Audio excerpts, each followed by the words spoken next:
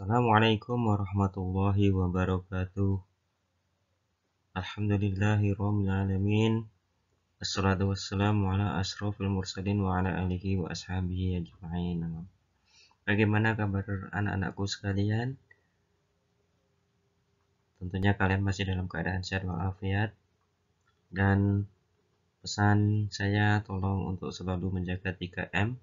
Jangan sampai dilupakan untuk menghindari wabah pandemi 19 yang belum selesai ini. Sebelum kita lanjutkan pelajaran kita, mari kita berdoa terlebih dahulu. Sebagai hamba Allah yang beriman, mari kita berdoa sebelum belajar. Bismillahirrahmanirrahim.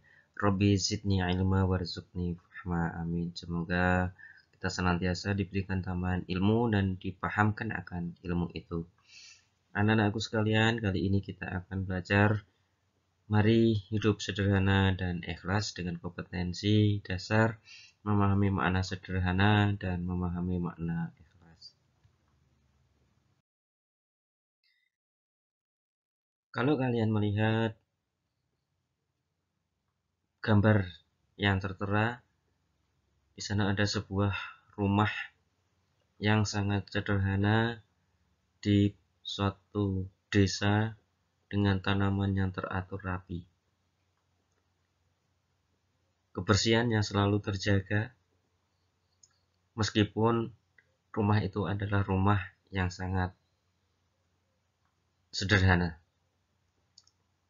Kalau kalian melihat rumah itu pastinya akan kelihatan indah meskipun dengan bahan-bahan seadanya. Itulah yang disebut dengan sederhana. Sederhana bukan berarti kita serba kekurangan, tetapi sederhana adalah sesuatu yang tidak terlalu mewah, namun masih terasa keindahannya. Anak-anakku sekalian, dalam Quran surat Al-Furqan ayat 67 di sana disebutkan Bismillahirrahmanirrahim. Walladzina idza anfaqu lam yusrifu wa lam yaqduru wa kana baina dzalika qawama. Yang artinya, dan termasuk hamba-hamba Tuhan yang Maha Pengasih, orang-orang yang apabila membelanjakan harta, mereka tidak berlebihan dan tidak pula kikir di antara keduanya secara wajar. Artinya, hidup sederhana itu bukanlah kikir atau pelit, tetapi juga tidak bermewah-mewahan, tidak berlebih-lebihan, tapi secukupnya. Jadi yang disebut dengan sederhana itu sendiri antara kikir dan berlebihan. Kalau kita memang seharusnya makan 3 kali sehari, maka kita makan 3 kali sehari. Jangan hanya 1 kali ataupun lebih dari 3 kali. Apabila kita makan sepiring nasi hanya dengan nasi, ya, dengan nasi 1 centong, maka kita jangan mengambil sampai 4 centong atau hanya 1/4 centong saja. Tapi kita ambil tengah-tengahnya. Itulah yang disebut dengan sederhana. Jadi Allah sendiri sudah memberikan satu batasan kepada kita yang dimaksud dengan sederhana, yaitu antara berlebihan dan kikir. Anak-anakku sekalian, sekarang kita lihat ada 4 buah gambar tanya jawab 2 anak. Mau kemana kamu, Dedi? Mau game, Amir? Wah, banyak uangmu. Ya, ada sisa jajan. Mengapa tidak kamu tabung? Ah, aku tidak suka menabung. Jadi, kamu suka boros. Allah mengatakan boros itu saudara setan loh. Oh, gitu ya? Kalau begitu, aku tidak akan boros lagi. Nah, anak-anakku sekalian, dari percakapan ini, apa yang bisa kita ambil kesimpulannya?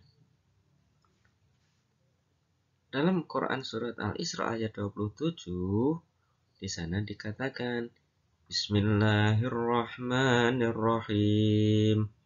Innal mubadzirina kanu iwanasy syayatin wa kana syaitanu lirabbihi kafura. Sesungguhnya pemboros-pemboros itu adalah saudara-saudara setan, dan setan itu adalah sangat ingkar kepada Tuhannya. Jadi anak-anakku sekalian, apabila kita belanja secara berlebihan, apabila kita menggunakan harta kita secara boros, maka kita akan dianggap atau dicap seperti saudara-saudaranya setan. Padahal setan itu adalah sangat ingkar kepada Tuhannya. Maka kita harus hidup dengan sederhana, menggunakan harta dengan sebaik-baiknya. Nah, supaya kita terhindar dari saudara-saudara setan. Anak-anakku, sekarang kita coba lihat. Ada dua buah gambar. Yang pertama, ada orang yang berjalan dengan tengadah. Kemudian ada orang yang berada di depan karung. Di situ ada gambar dolar, berarti di orang kaya. Nah, orang-orang seperti ini bisa kita katakan sebagai orang-orang yang bermewah-mewahan. Akhirnya dengan kemewahan-kemewahannya mereka menjadi sombong. Nah, sombong itu bisa terjadi karena hartanya, bisa karena ilmunya, dan juga bisa karena jasmaninya, yang tampan, yang cantik, yang pandai karena ilmunya, yang pandai karena hartanya, karena yang kaya. Itu bisa melupakan kita dari sifat sederhana. Kesombongan itu akan menjauhkan kita dari sifat sederhana. Keuntungan dari sifat sederhana antara lain sebagai berikut. Orang yang hidup sederhana berarti telah mengamalkan ajaran agama atau perintah Allah, dan orang tersebut mendapatkan pahala.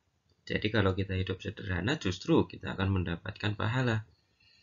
Orang yang hidup sederhana berarti telah mampu melawan godaan setan yang mendorong untuk hidup boros. Berarti kita akan menjadi musuhnya setan apabila menjadi orang yang sederhana. Dan memang itu yang kita inginkan. Kemudian orang yang hidup sederhana biasanya mempunyai sifat rendah hati. Rendah hati lawan dari kata tinggi hati atau sombong, dan akan disenangi banyak orang. Orang yang hidup sederhana tidak akan ditimpa penyakit resah, gelisah, iri, dengki, dan sebagainya. Orang yang hidup sederhana tidak akan pernah mengambil harta orang lain. Karena apa? Karena sudah merasa cukup dengan nikmat yang diberikan Allah kepadanya. Sekarang kita lanjutkan untuk yang kedua, yaitu sifat ikhlas beramal. Ada dua anak. Yang satu sedang mengendarai sepeda, kemudian jatuh, ditolong oleh temannya yang satu. Teman yang menolong ini harus mempunyai sifat ikhlas, tidak mengharapkan apa-apa kecuali hanya menolong temannya yang sedang jatuh. Nah, apabila kita lakukan, maka kita akan mendapatkan pahala dari Allah. Sekarang, apa itu ikhlas? Ikhlas bisa kita artikan bersih, Apa bersih? Berarti kita memang semata-mata hanya mengharapkan ridho Allah saja. Kita tidak mengharapkan pujian, kita tidak mengharapkan imbalan. Itu artinya kita ikhlas atau bersih.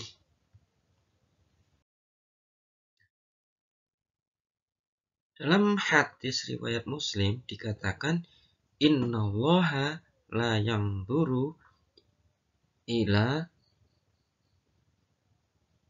saya ulangi, innallaha la yanzuru ila ajsamikum wala ila suwarikum walaki yanzuru ila qulubikum.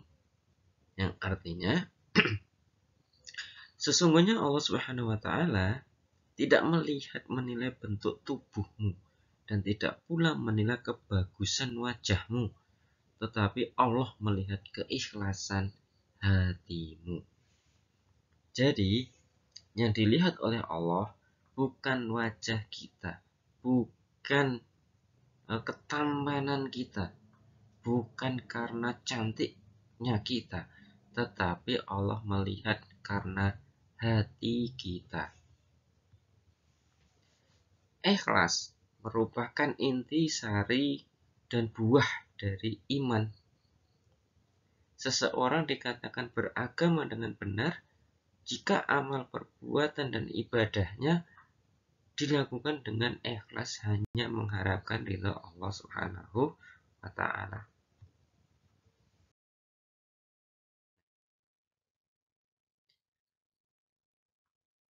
Wa ma umiru illa liya'budullaha muhlishina lahuddin khunafa'a wa yuqimus sholata wa yu'tuz zakata wa dzalika dinul qayyimah.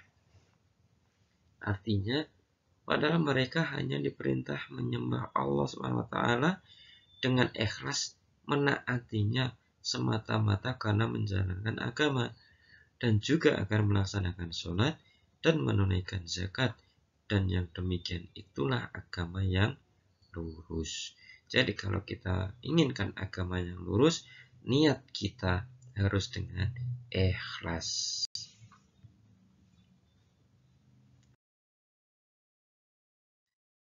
Sekalian, keikhlasan kita harus kita tanamkan dalam sanubari kita. Kita bekerja dengan keras, ya. Kita beribadah dengan rajin, harus kita niati dengan keikhlasan yang insya Allah akan mendapatkan barokah dari Allah Subhanahu wa ta'ala. Pergi pagi, pulang petang untuk mencari rezeki harus kita niati dengan keikhlasan, hanya mengharapkan barokah Allah Subhanahu wa ta'ala. Ciri-ciri orang yang ikhlas antara lain sebagai berikut, yaitu beramal dengan sungguh-sungguh tanpa mengharapkan pujian dari manusia. Pujian bukan harapan kita, meskipun ada orang yang memuji. Ya, meskipun ada orang yang memuji, asalkan bukan niat kita, itu tidak apa-apa. Tapi kita niatnya bersungguh-sungguh, hanya mengharapkan ridha Allah. Beramal dengan tekun dan rajin semata-mata karena tindakan itu adalah perintah Allah. Tentu ada yang memuji, tetapi pujian bukan tujuan. Kemudian tidak memamerkan dan menceritakan amalnya kepada orang lain. Ibarat tangan kanan memberi, tangan kiri tidak melihat. Dan tidak pernah mengeluh dalam melaksanakan tugas yang diberikan kepadanya. Nah, demikian anak-anakku sekalian, sifat sederhana dan keikhlasan yang harus kita tanamkan dalam diri kita. Saat ini kita PJJ, pembelajaran jarak jauh, maka sifat ikhlas kalian harus kalian tanamkan juga dalam belajar. Jadi belajar jangan hanya mencari nilai yang baik dengan menghalalkan segala cara, tapi belajarlah dengan sungguh untuk mengharapkan ridha Allah, untuk mengharapkan ilmu, ya. Jadi tidak hanya untuk mencari nilai 100, tapi yang mengerjakan bukan kalian, karena itu merupakan satu dusta bagi diri kalian sendiri. Lebih baik kamu mendapat nilai kurang dari 100, tetapi itu memang betul-betul karena kesungguhan kalian dalam belajar, karena niat kalian yang lurus, karena niat kalian yang bersih. Insya Allah dengan keikhlasan kita akan mendapatkan barokah dari Allah Subhanahu wa Ta'ala. Demikian kurang lebihnya, mohon maaf.